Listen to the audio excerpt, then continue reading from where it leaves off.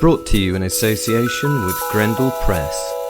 This is Werewolf, the podcast. A serial killer drama.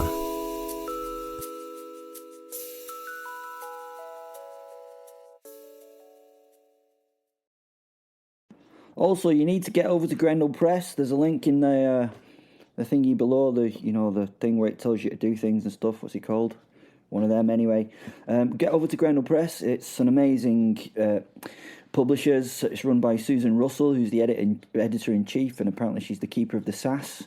I don't know what that is, but it's probably good. But yeah, they have some amazing authors, and they have some amazing books. I can't highly recommend them enough, because I can't. But anyway, back to the episode. Bye. Eleanor Rigby. I'm terribly sorry, Will, but the book is quite clear on the matter. The professor adjusted his spectacles, with all the gravity of a man preparing to discuss agricultural subsidies rather than supernatural hemorrhage. It requires blood. He added, as though mentioning milk for tea. Not symbolic blood, not metaphorical blood, but quite determinedly yours. Will blinked. Right, fine, we discussed this. A drop, pinprick, like a little tiny jab, yeah? He demonstrated with 2 fingers, narrowing the space to microscopic proportions. Yes. Well, the professor said delicately, glancing at the Liber Malifercorum and hiding his mouth from it with an open hand, as if it might overhear them plotting economy. It turns out the original Aramaic was enthusiastic. Define enthusiastic? Will asked. In the sense of apostolic plumbing rather than diabetic wellness. Will paused. You're not suggesting what I think you're suggesting, are you? I'm suggesting, Simon said patiently, that on this occasion, the most efficacious method would involve the surrender of your dominant hand. My what? Only temporarily detached, I should imagine. It'll probably grow back, won't it? I mean, you know that, right? Will stared. Let's get this right. You want me to cut my hand off and bleed into that fucking book? Yes, but only a moderate amount. We're not savages, Will. Just a few pints. Maybe an armful. Montgomery Fortescue coughed into his hand, clearly attempting not to laugh and clearly failing. I was told it'd be a pinprick. Will growled. A dignified nip. A droplet. This is not that, is it? Well, if you'd read the footnotes... Simon replied. Fuck the footnotes. Will said frostily. The professor ignored this and continued with an assertive air. If you'd read the footnotes, you'd have seen that the pinprick is recommended only for nymphs and minor demons or local councillors. Archangels require a greater degree of commitment. Yeah, my fucking commitment. You should be fucking committed. Literally. Lucifer leaned casually against the spectral filing cabinet. Only she could see, and folded her arms. Oh, keep going, guys. This is brilliant. She purred. It's the most fun I've had since the Spanish Inquisition tried their hand at aromatherapy. Will rounded on Simon. He was angry. Not a great state to have a psychotic murderous werewolf in, but the professor held his ground. You said a drop, not an amputation. He looked at his wolf soul for help and got none apart from a wolfy laugh. He looked at Ben. Ben, not wanting to upset the beastly man, did not really know how to react. He sort of half-heartedly shrugged. Oh, Will, don't be hysterical, Simon said. We'll put it back. I've provisionally researched 3 restorative psalms and a Bulgarian knitting charm if it doesn't grow back of its own accord. No one is knitting my hand back on. Everyone took a step back, at least mentally if not physically. The professor sighed. Very well. A compromise. We shall remove only the fingertips. No. The thumb, perhaps? No. Between the third and fourth knuckle? No. A ceremonial slicing of the palm, then? A romantic gush rather than an agricultural flood? Will crossed his arms. Absolutely not. I agreed to a drop, not a gothic bloody plumbing project. But you're our most powerful entity present. I mean, I can't do it. Will pointed at Lucifer. Really? Hello? He said. Cut me, and will I not bleed? Lucifer quoted. Well, actually I won't. I don't have that leaky, yucky stuff in me. Will looked perplexed. Well, in that case, summon something else that has. He was acting like a huffy child, and at this moment I did not blame him, to be honest. The professor took on an air as though he was considering this. Well, Monty's allergic to ceremonial silver, and Eleanor faints at Latin. Well, that's not my issue, is it, eh? Simon removed his spectacles, pinched the bridge of his nose, and muttered. It's extraordinarily difficult to persuade a werewolf to bleed tastefully. Montgomery leaned in. For what it's worth, Will, I once gave 3 pints to a Tibetan dream oracle. I still have the receipt somewhere, actually. Did they want your limb, Monty? Well, no, but the goat was terribly demanding. Will glanced at all of them, then at a book, then at a knife, then at his right hand, then at the professor, then at his hand, then at the book, then at his hand. He thought for a moment. He took a resigned breath. No. Nada. Nope. In fact, you can upscale that to a fuck no. Tell you what. Come on, try and make me do it. He said, folding his arms and smiling at what was now his audience. The words had landed like divine punctuation. I'm not having my hand off. I'm not bleeding into a possessed library item, and I'm absolutely not participating in whatever middle-aged occult nonsense you've scheduled for this afternoon. Sorry. Well, I'm not. Simon stared, genuinely wounded. Will, we're invoking the Archangel Michael. Will folded his arms tighter. Then he can bring his own fecking blood, can't he? He turned sharply and marched out through the door and off down the corridor. The professor watched him go in silence, then sighed. Wonderful. The one creature here with regenerative abilities, and he's bloody unionized. Behind us, the Liber Malifercorum fluttered a page in faintly offended disappointment. Lucifer smiled thinly. Oh, this She murmured. is shaping up to be a delightful catastrophe. The professor shook his head, looking at her. She obviously sensed his flabbergasted nature. Give me a minute. She told him, waving him off before following the wolfman.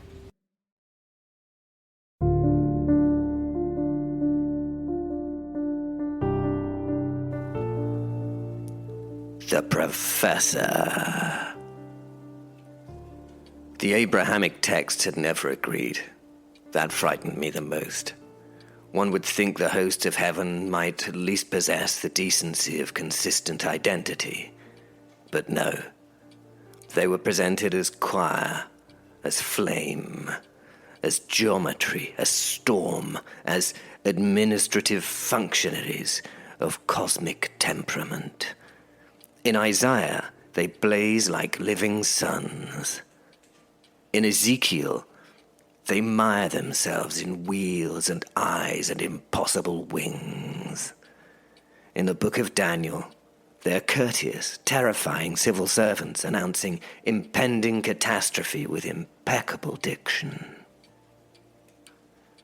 And in certain Talmudic fragments, uncanonized, unwelcome, but painfully persistent, they're described as so dangerously precise that even summoning their attention constitutes a violation of creation. Then there were the Apocrypha.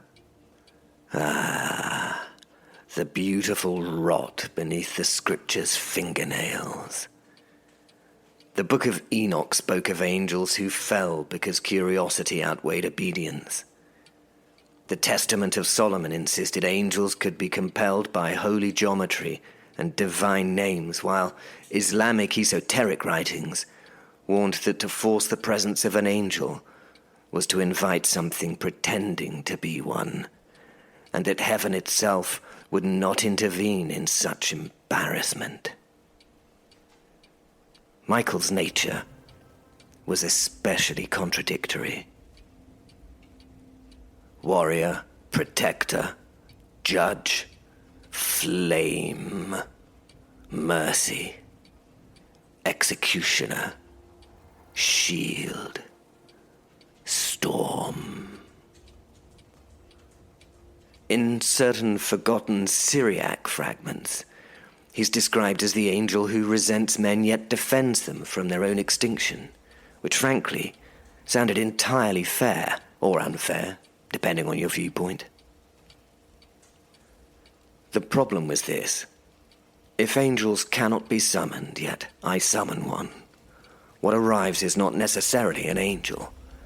And I hadn't shared that little nuance with the others, who, Will, for one, believed we were invoking celestial justice. Lucifer believed I was attempting provocation. My rational mind knew I was simply gambling with eternity. The Liber writhed as if enjoying my despair. I detest this, I breathed, voice thin as a cracked parchment. I loathe every second, and shall loathe the memory of it even more. Will had returned and shifted nervously. He felt it too. Not danger, but scale. Something too enormous to truly comprehend. He didn't know the full horror. He didn't know I was not certain the sigil corresponded to Michael of the Host, or Michael the Concept, or Michael the Blade of Divine Correction. Or worse, something that had once been him, and now merely remembered the name. Derisive murmuring stirred in the phantom air behind me where Lucifer lingered. She had not laughed in some time. Good sign, that.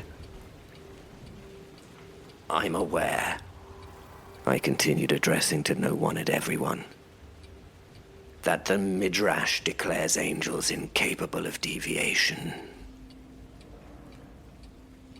Yet the Gnostic fragments place them suspiciously close to cosmic bureaucrats with tragically flexible morality. Meanwhile, the Hadith indicates that no man may see an angel in its true form and remain sane, which presents an unforgivably poor prognosis for our afternoon, I told them, scratching the bristles now evident on my chin from 48 hours without a shave. The feather shone like a devout prayer. The room seemed to lean. The book pulsed. The geometry groaned faintly beneath the floorboards, a sound like old granite blocks remembering burial. I reviewed the steps once more, not confident, but obsessive. Not accuracy, Simon. Alignment. Not obedience, but acknowledgement. And not summoning. Invitation under blasphemous duress. Every line of the Liber disagreed with the one before it. One verse demanded silence, the next a precise cadence. Some diagrams implied symmetry, others demanded deliberate imperfection, because perfection, apparently, offends heaven, unless it's exclusively theirs. And through it all, the same warning whispered between scholarly margins and monastic footnotes. He may come. Or something else may answer instead. I swallowed. Cold shame blossomed behind my sternum. I hope, I muttered, voice barely surviving the weight of the moment. I hope it is you, Archangel, and not whatever has learned to imitate your patience. Hope. A truly ridiculous thing. The air vibrated with attention so refined it felt almost holy. My heartbeat was appallingly loud. Lucifer had fallen utterly silent now. Even the shadows seemed to brace.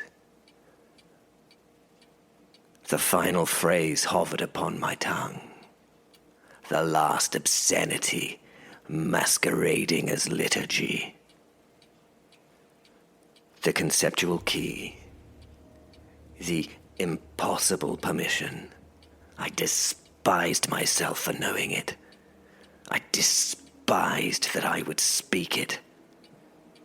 And most of all, I despised how desperately I needed it to work. The Liber Malifercorum flared. Not with light, but with expectation. Will stood with his lower arm bared, as were his teeth. His shirt sleeve formed a ready-made tourniquet. He had Montgomery's blade held above his head, ready to be brought down at his wrist. Ready for the slash, the cut, and the flow of blood. "Look away," I announced to the room. I was pleased to see that everyone listened. Well, everyone except her ladyship, the Queen of Hell.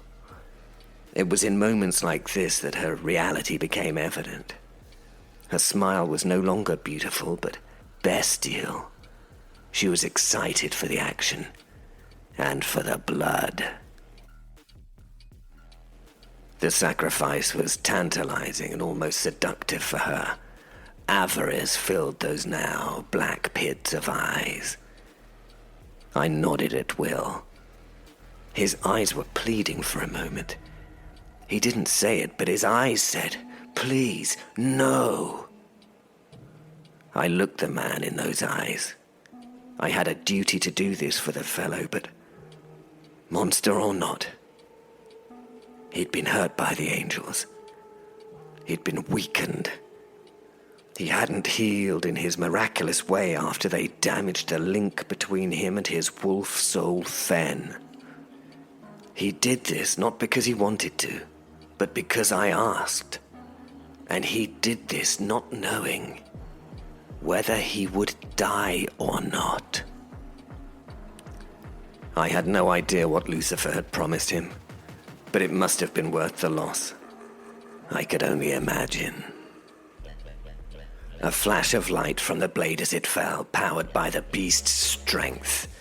It passed through the wrist of the extended arm, and time slowed.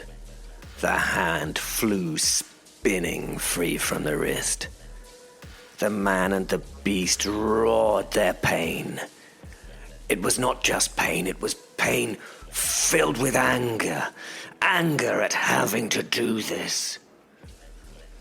Great. A werewolf that was now even more enraged at the world. Nice work, Simon. Somehow, Will managed to hold the stunned limb above the book as the red liquid poured forth. It looked like a waterfall spewing into the pages of the book, which seemed to suck at it greedily. The blood touched the glowing parchment and then was gone. Will tried to lift his stump and move it away from the book, but something held him. Something kept him bleeding. I saw a rare thing in the werewolf's eyes. No, not fear. He never showed fear. But he had lost control. He was stuck, and he lost his surety in himself. Still in that now extended moment of slow motion, Montgomery rose from his seat and bodily tackled Will to the floor. As they fell, the book flashed with angelic brightness, and the pit's gloom as the blood stopped feeding it. It wanted more. It was desperate for more. As I heard the thunder of bodies hitting the ground, the world came back to the full speed of our reality, and the book went black. The room now followed as the light from it entered the text. Then the blood sigil ignited into blinding symmetry. I covered my eyes with both hands, closing my eyelids and turning away, but the light was still blinding. I heard yells of discomfort from the others in the room. I waited as the light faded, and through blinking eyes that began to recover from the blast of photons, I saw it. I watched it. The feathers remaining ash vanished as though taken as payment. Every nerve screamed sonorous warning. And as the unseen threshold began to rupture like reality rewinding itself, I allowed one final bleak thought to escape into the cosmos. I pray you answer, Michael. For if you do not, something else will be thrilled to take your place. The final syllable of summoning now escaped my lips. The air broke, the heavens leaned nearer, and something ancient stirred its wings in the darkness between worlds.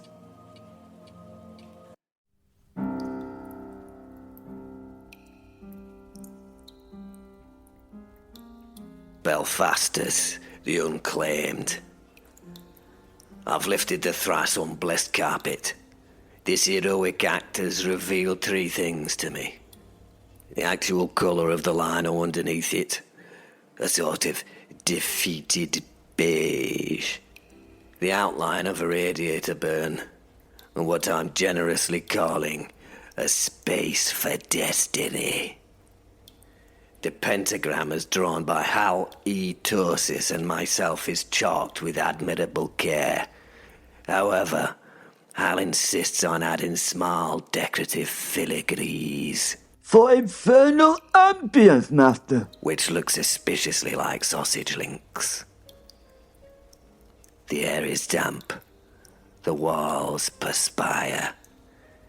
The gas cooker ticks with the resigned patience of a pensioner waiting for death or hot-baked beans, whichever comes first. Hal squats beside the circle, his damp little fingers polishing a candle with oily devotion. So ready, Master Belphastus, He croaks proudly. It's master, you lisping cretin. I chastise him. Master, not bloody matter. It was a half-hearted rebuke, born of irritation and boredom more than anything else. If I'm honest, which I really am, I was being a bit of a bastard. soon hell shall tremble at your name, Continued Hal, ignoring my offhand comment. He knew me well enough to know I'd not be unkind to a homunculus. Evil, yes. But unkind? No, probably not. Manners are bastard in manners at the end of the day. Evil doesn't need to lose those, does it? Indeed, hell will tremble, I murmur, yawning and wrapped in two jumpers, a scaff and a fury that's not paid rent since the 1970s. Soon the abyss shall kneel to my brilliance.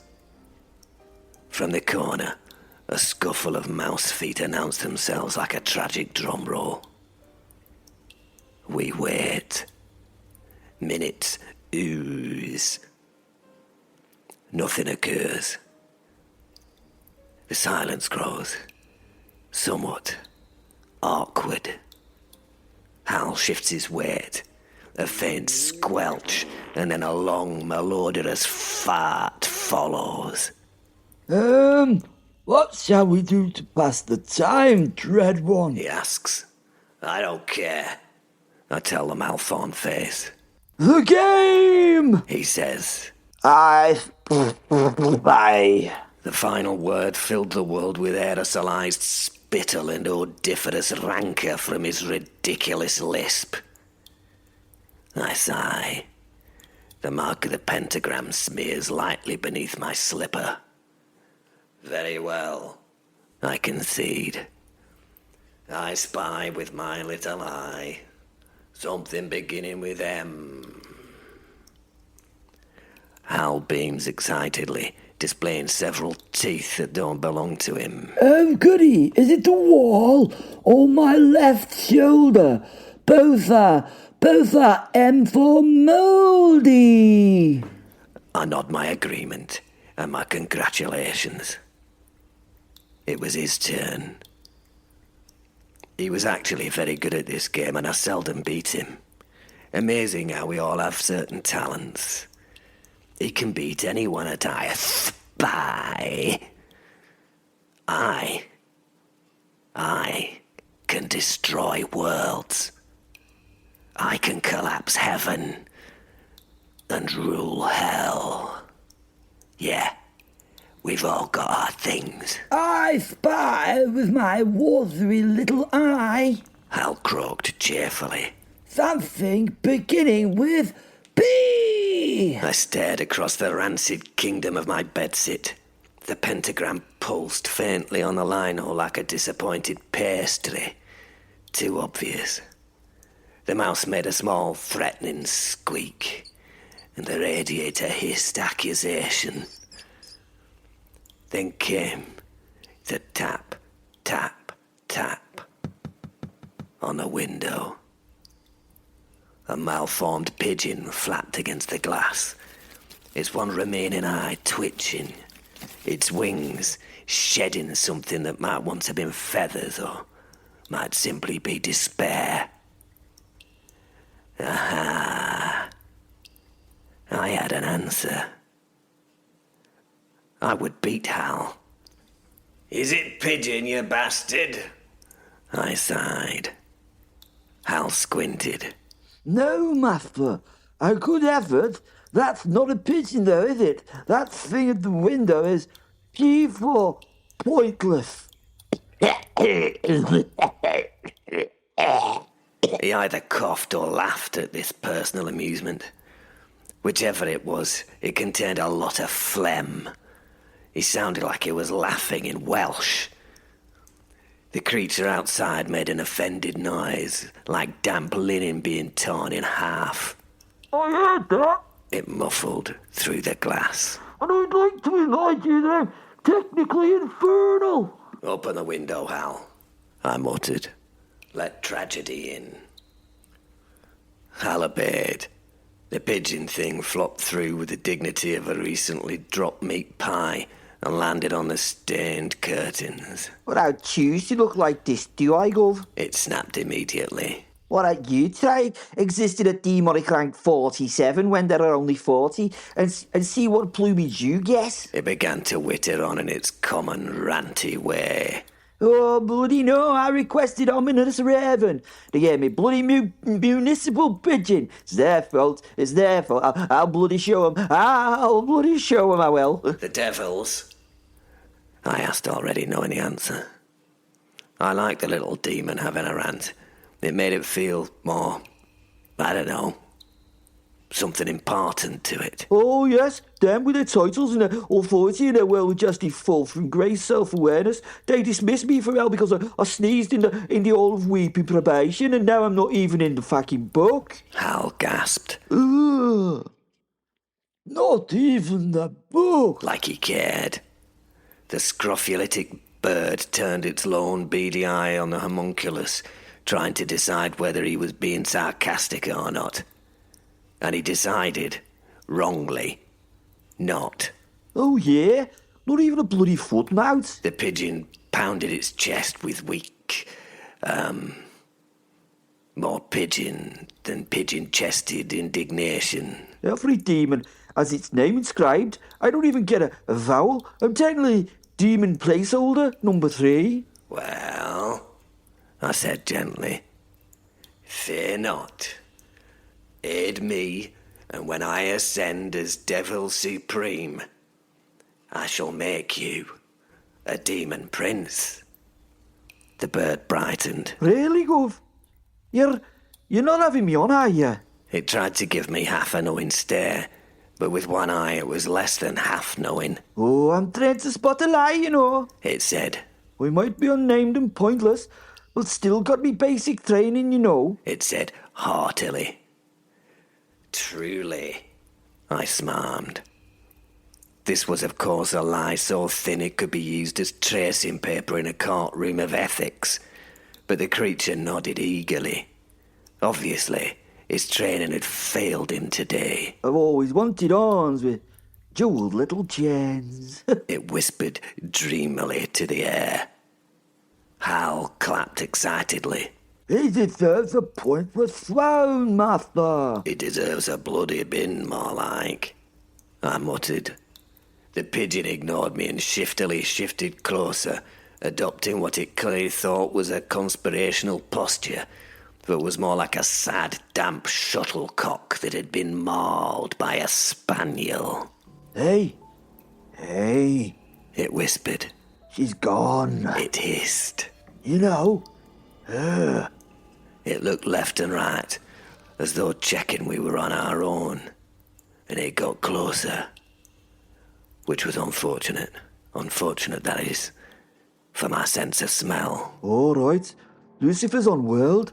Something involving a cursed archbishop and a karaoke bar in Prague, my sources tell me. It winked its remaining rheumy eye and nodded. It's your moment, your future highness. It said, bowing and spreading its threadbare wings. I think it were trying to abase itself, although it'd have to step up a few levels to be able to lower itself to a gooder base. Oh, she'll be away. She knows all the verses, hallelujah. It told me. A terrible thrill moved through my spine. I knew the real reason why she were gone. The little lying thing did not. This was it. Hell lay bare. Legacy awaited. The pentagram began to glow faintly, puckering the mould like nervous flesh. I stepped into the centre, lifting the pasta drainer as a shield of protection. I had to make do. You understand? The shield of draining twitched like a living thing in my grasping hands, offended by unreality. Hal lit the candles with religious fervour and one surprisingly damp match. Oh, glorious ascent, I breathed. Prepare thyself. Martha, Hal whispered. Yeah? are you absolutely sure this is safe? I smiled surprisingly brightly at the question. Absolutely not, I replied. The pigeon saluted weakly with a wing. To hell and glory. It said as it joined me in the pentagram. The chalk marks flared crimson. The air thickened. The mouse expired with a squeak of fear. as the floor opened into something screaming and ancient beneath my feet. I couldn't help but think, I've waited centuries for this. And we didn't even finish my turn on I Spy. Darkness roared upwards, and I stepped in.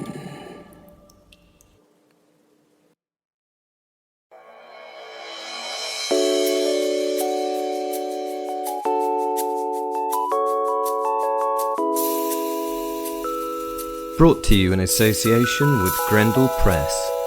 This is Werewolf the Podcast, a serial killer drama.